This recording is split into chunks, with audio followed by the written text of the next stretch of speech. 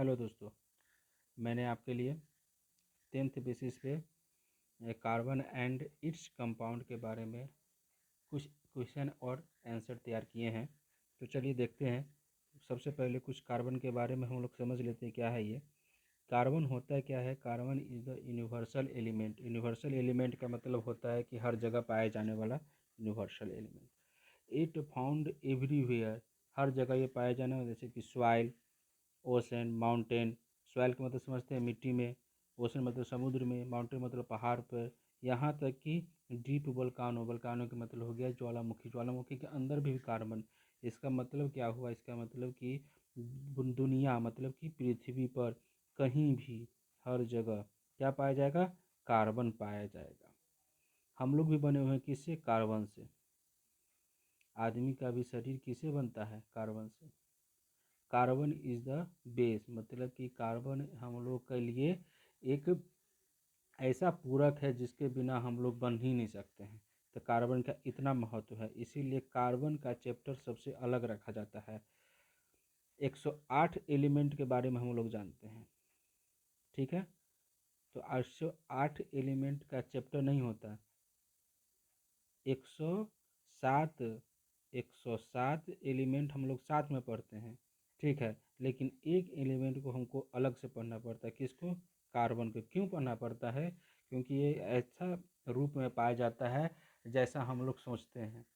जैसे कि देखिए, हम लोग का हड्डी, उसमें कार्बन पाया जाएगा। जिस पेन से आप लिखते हैं उसमें भी कार्बन पाया जाएगा। जिस कॉपी पर लिखते हैं उस पर भी कार्बन पाया जाएगा।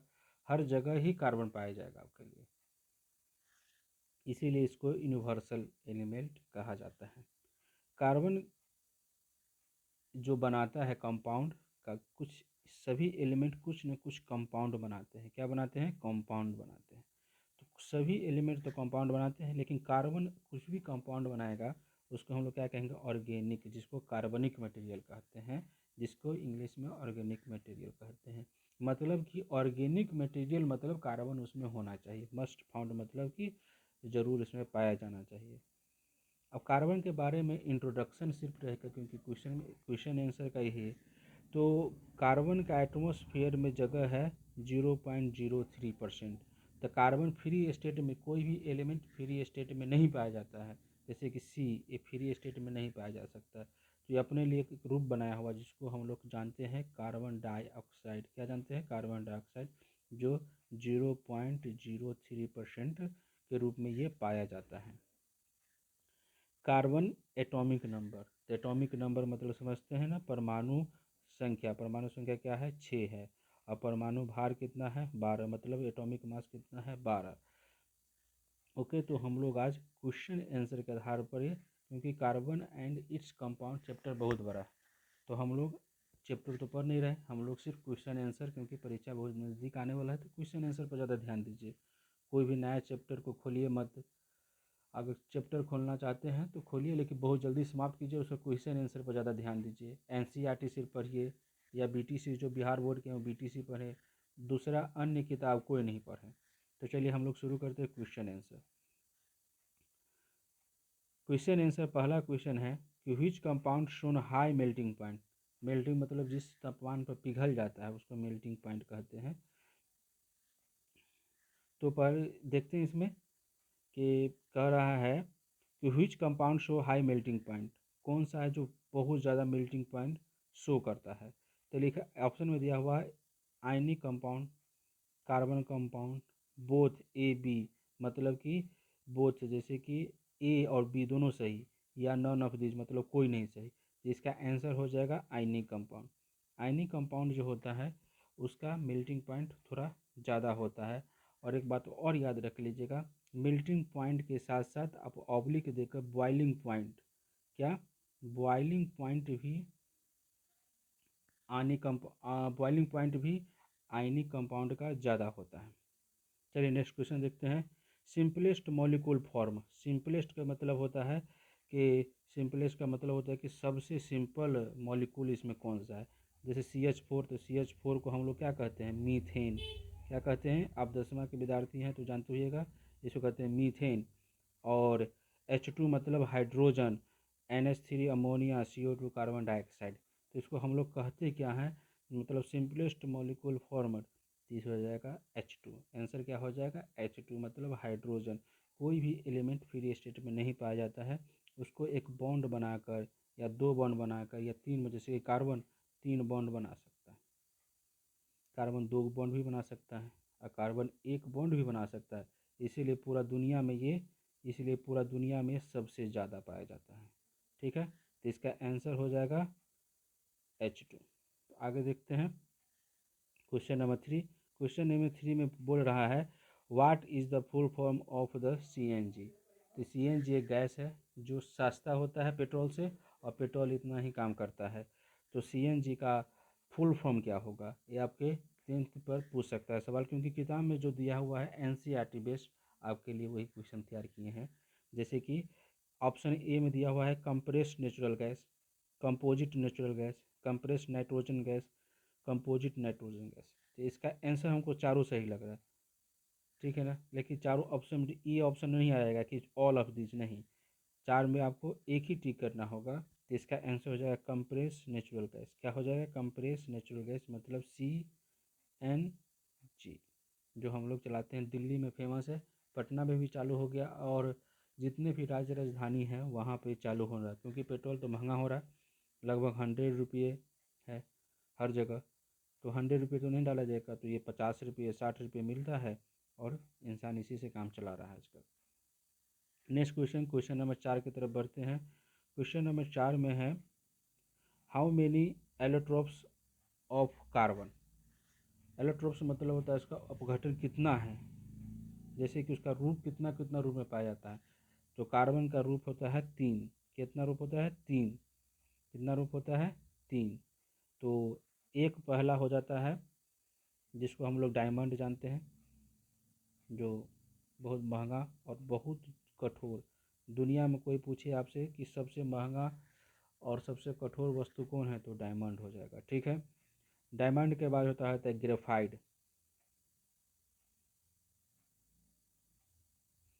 जिसको हम लोग पेंसिल में इस्तेमाल करते हैं। एक होता है फ्लोरेंस,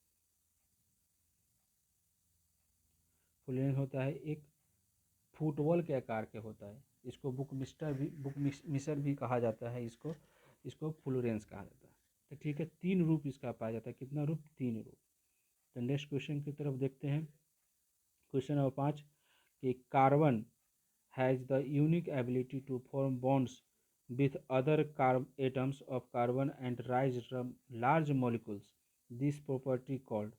कह रहा है कि कार्बन के पास यूनिक एबिलिटी होता है बॉन्ड बनाने के लिए, किसी के साथ ही बॉन्ड बनाता है बहुत आसानी से, स्वयं के साथ भी बॉन्ड बना सकता है, ओके, और किसी अन्य एलिमेंट के साथ भी ये बॉन्ड बना सकता है, कुछ भी कर सकता है, बॉन्ड बनाने में बहुत तेज़ है, इसीलिए हर जगह ये पाया जाता है। तो इस प्रॉपर्टी को कहते क्या है, तो इस प्रॉपर्टी को कहते हैं क्या, कंडेंसेशन कहते हैं, नहीं, कंडेंसेशन कहते हैं कि पानी को गर्म जब कीजिएगा तो उसमें से क्या निकलेगा, वाष्प निकलेगा। वाष्प जो निकलेगा तो वाष्प एक जगह संगठित हो जाता है, जैसे बादल बन गया, तो उसको हम लोग क्या कहेंगे, कंडेंसेशन। ओके, तो कंडेंसेशन आंसर होगा नहीं। कैटेनेशन, इस प्रक्रिया को हम लोग क्या कहते हैं, कैटेनेशन। क्या कहते हैं, कैटेनेशन। NCERT में क्वेश्चन आपको दिया हुआ है, आपको ये ध्यानपूर्वक आपको बनाना होगा। एक हाइड्रोजिनेशन होता है, नॉन ऑफ दिस, आप वो आंसर क्या है, कैटेनेशन। नेक्स्ट क्वेश्चन की तरफ बढ़ते हैं। What is the formula of alkane. ये आपको बहुत हर जगह आपको ये सवाल आएगा, जब तक आप केमिस्ट्री पढ़िएगा तब तक ये सवाल आएगा। What is the formula of alkane. Alkane मतलब लास्ट में ANE लगा हुआ है। कार्बन कोई भी कंपाउंड बनाता है इसे 4 फार्मूला पर खासकर आधारित होता है, जो अल्केन के श्रेणी में आता है उसमें। तो अल्केन का फॉर्मूला हो जाएगा CnH2n+2, यही आंसर होगा ए। इसका आंसर कौन हो जाएगा, ए। और बाकी क्वेश्चन आगे देखते हैं। Question number 7। क्वेश्चन नंबर 7 में कह रहा है what is the formula of L. Question number हमको कहाँ जाना है, 7 में जाना है। तो क्वेश्चन नंबर 7 तो कह रहा है कि what is the formula of alkyne.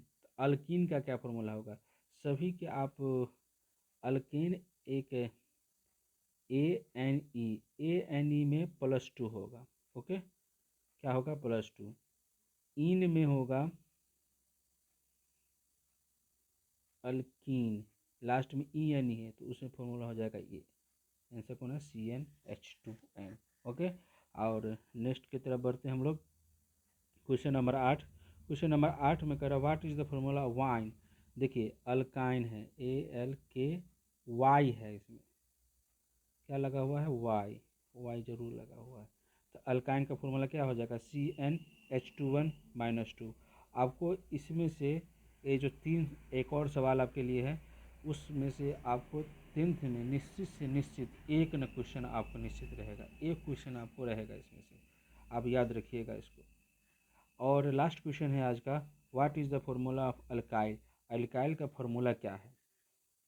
तो ये आप 10th में सुने होइएगा, नहीं सुने हो सकते हैं, क्योंकि हम लोग जब नाम करते हैं तो मिथाइल का नाम बार बार आएगा, मिथाइल, उसके बाद इथाइल।